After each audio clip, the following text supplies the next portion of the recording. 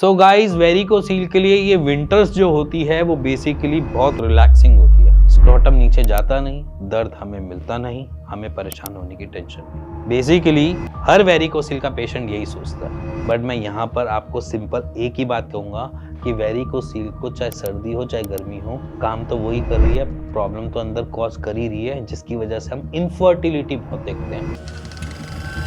तो सिंपली मैं आज आपको इसी बारे में बात करने जा रहा हूं, जहां पर आपका वेरिकोसील आपको इनफर्टाइल करने में पूरा सहायक है। क्योंकि वेरिकोसील जो है वो बेसिकली आपको प्रॉब्लम कॉज कर रहा है, बट आज की डेट में हमारे टेस्टिकल्स या जैसे मैं बोलूं कि स्क्रोटम वो हैंग नहीं कर रहे हैं। अब जब वो हैंग नहीं कर रहे तो हमें पेन भी ऐसा नहीं मिलता विंटर्स में, जिसकी वजह से हमें ये लगता है कि वेरिकोसील हमारे को थोड़ा सा सॉर्टेड है। आप यहाँ पर ये देखो कि वेरिकोसील जहां पर वेन्स हमारी ऑब्स्ट्रक्शन की तरह वर्क कर रही है और हमारे ऑपोजिट डायरेक्शन में हमारे ब्लड के फ्लो को टूवर्ड्स टेस्टिस भेज रही है, अब उसने क्या किया कि वहां के न्यूट्रिशंस को टेस्टिस को लेने ही नहीं दिए। जो आर्टरीज न्यूट्रिशन देने के लिए आ रही थी आपके ब्लड के फ्लो के सहायक से, वहां पर उसने उसको ब्लॉक कर दिया और न्यूट्रिशन गैदर करने के लिए मना कर दिया, जिसकी वजह से हम देखते हैं कि पेशेंट की ड्रास्टिकली चेंज देखते हैं उनकी रिपोर्ट्स में। जहां पर पेशेंट पहले 60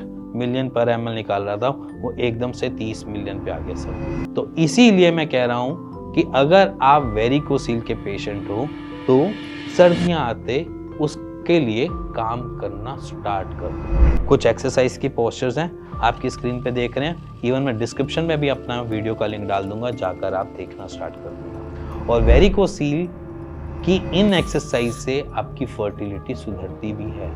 समझना क्यों मैं पोस्टर पे ध्यान दे रहा हूँ या क्यों आपका फोकस बार बार इसी जगह पे दिलवा रहा हूँ कि एक्सरसाइज करो, ब्लड का फ्लो बेटर होगा तो ब्लड का फ्लो इनटेक सही हो जाएगा, और जो इनटेक अच्छा हो जाएगा तो टेस्टिस अपने न्यूट्रिशन जो लैक कर रहे हैं उनमें एनरिच हो जाएंगे, और आपको जो काम करना है, जो उन्होंने हार्मोन बनाने या फिर उन्होंने जो स्पर्म बनाकर देना है वो ढंग से बना पाएगा। साइड बाय साइड अगर कहीं से ट्रीटमेंट ले भी रहे हो तो अपनी रिपोर्ट्स करवाना भी स्टार्ट कर दो, बीच में चाहे सीमन एनालिसिस की रिपोर्ट करवा लो, जिससे ये क्लियर हो जाए कि आपकी जो रिपोर्ट्स हैं वो बेटर में चल रही हैं या लैग पे चल रही हैं। क्योंकि जब भी आपकी रिपोर्ट्स क्लियर होती हैं उसके ऊपर कुछ ना कुछ तो एक्शन डॉक्टर तो डालेगा ही, कुछ ना कुछ तो उसमें ऐड ऑन करेगा ही, जिसकी वजह से आपकी फर्टिलिटी इस मूवमेंट पे हैम्पर ना हो।